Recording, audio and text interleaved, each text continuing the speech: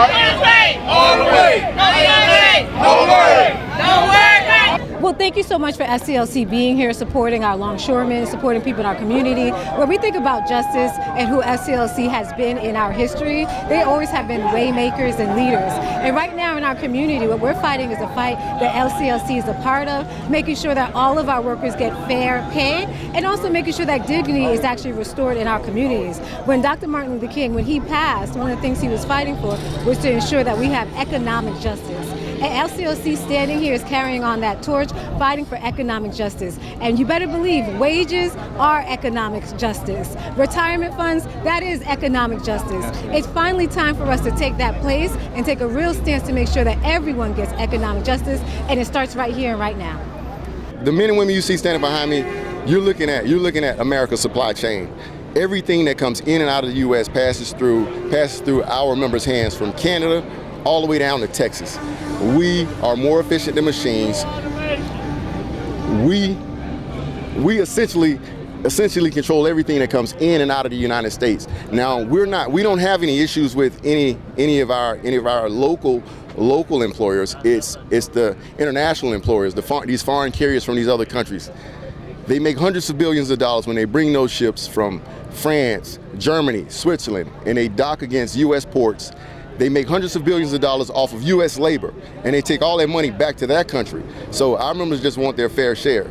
And it's unfortunate that we are the ones that always get, villainized for asking for more. But when we think back in COVID, they looked at us as heroes.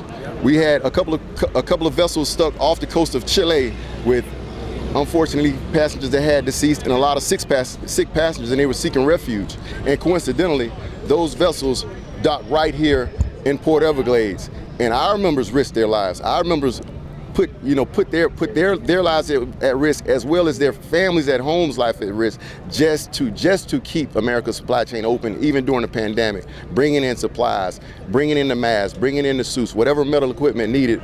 Everything passed through the hands of the international longshoremen. All right, we're good. We're just talking art, right? And of course, we were just discussing, hope you can continue to discuss how we got here, particularly with respect to the workers and how you guys were essential workers during COVID, and how we got here 2 years later, and just everything that means to be here right now. So we started pre-negotiations 2 years ago. They knew that we struggled, we lost some members during the pandemic, and we still stayed out on the front lines and in the front lines, making sure that America was getting their supplies through the pandemic. Right. We never stopped working. So we're just asking for our just due. It's not much. We have some members that are making it from paycheck to paycheck. Right. And we get out here and risk our lives every day. Right. And the reason being, we're asking for what we're asking for is because we deserve it. Right. We deserve it. Well, Art, help me out, help our SCLC family out.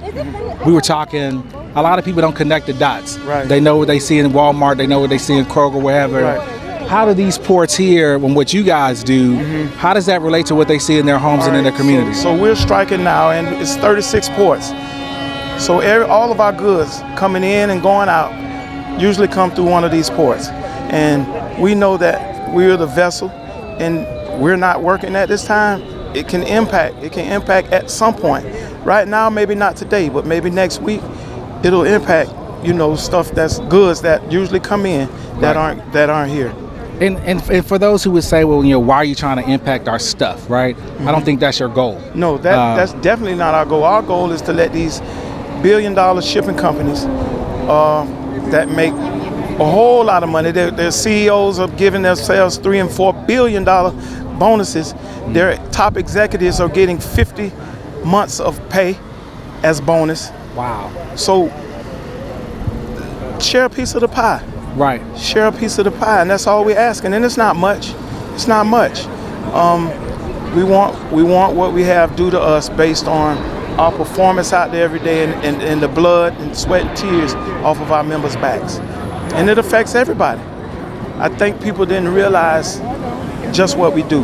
Right. Because I saw on social media, you guys just want money. You don't really do much, but they don't understand the long hours we put in. Right. We have people coming to work 12, 15, 20 hours sometimes.